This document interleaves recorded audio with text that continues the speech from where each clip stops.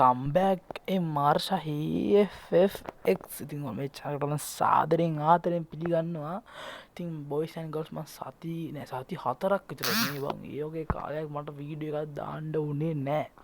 තිකොත් ඇත්තටම සොරි කියන වැඩ ගොඩක හිටලා ඉන්න මචං මොකද දැන් මං ඕලෙවල් ලියන්න ඕනේ මේ අවුරුද්ද පෙබරවාරි වල ලියනවා.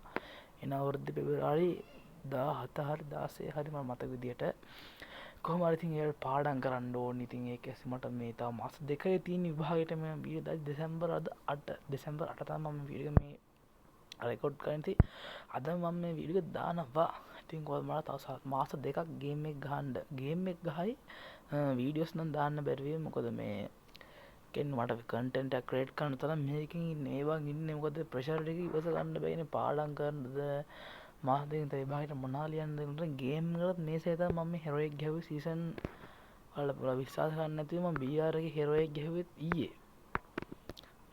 මං හිටියේ ගෝල්ඩ් වල කොහෙද මං ගෝල්ඩ් 2 වල හිටියේ ඊයේ තමයි මම BR හෙරොයික් ගැහුවේ කොහම හරි ඊයේ උදේ ගෝල්ඩ් 2 වල දැන් මේ අද දවල් මං මේ හෙරොයික් ගහලා තින්නේ මේ බලන්න සීසන් බලන්න 42 43 44 45 48 දැක්කන්නේ සීසන් 3කටත් පස්සේ තමයි මම මේ ආයේ BR එකට ආවේ.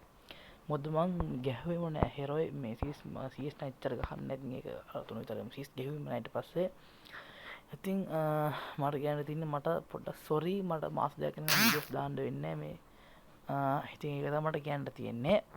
මගේ යාළුවෙක් අයිරික් ඉතින් යාළුවා අවුලක් නැහැ. ඉතින් මම ඒත් කතා කරනවා ඔයගලන්ට එක්ක මොකද මට වීඩියෝ එකක් දාන්න ටයිම් එකක් නැහැ.